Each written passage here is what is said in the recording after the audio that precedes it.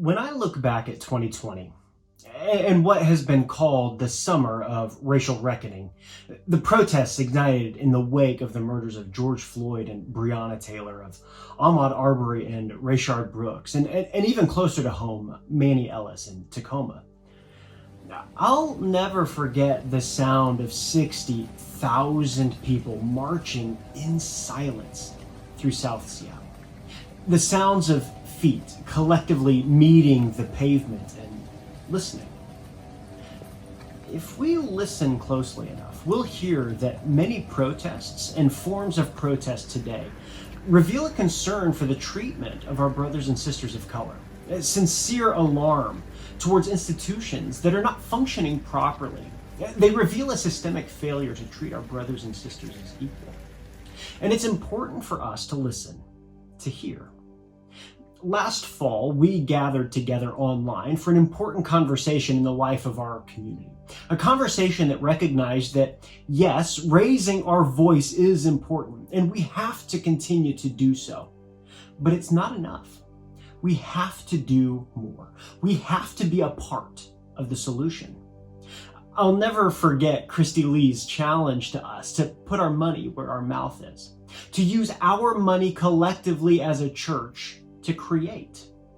One of the things that we've learned is the massive disparity in access to financial capital by non-white families and businesses in our country. There is a huge systemic imbalance. I recently learned that back in 2010, there were only 40 Black-owned banks in the United States, and that number has since dropped to 16 here in 2019. Black-owned banks account for only $5 billion in total assets, while majority-owned banks account for $17.1 trillion. This is tremendously significant because majority-owned banks only loan out 1% of their assets to Black and minority-owned businesses and families, while Black-owned banks loan 67% of their assets to minority-led businesses. And so we asked the question, how can we be a part of erasing the imbalance in the system? What would it look like for us to shift some of our capital as a church into minority-owned banks so that that money can be used to create financial opportunity for families and minority-led businesses? And so today, we're joining up with a new movement that is happening in businesses and churches around the country to do just that. As a church, we're shifting 35% of United's assets into 2 minority-owned and led banks. You can find out more about what we're doing, a Harvard Business Review article that talks about this movement, and see some other churches and organizations that are jumping in as well at our website. And know that this is only the beginning.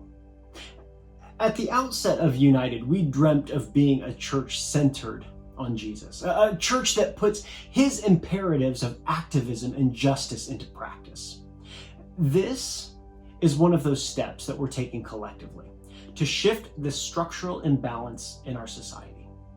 You see, we believe that Christianity, rightly understood, is a force promoting peace and revolution, a force of love that carves out a path for justice. It is a movement of people who risk together, who sacrifice together, who put their money where their mouth is. And that's exactly what we're going to continue doing together. Grace and peace to you.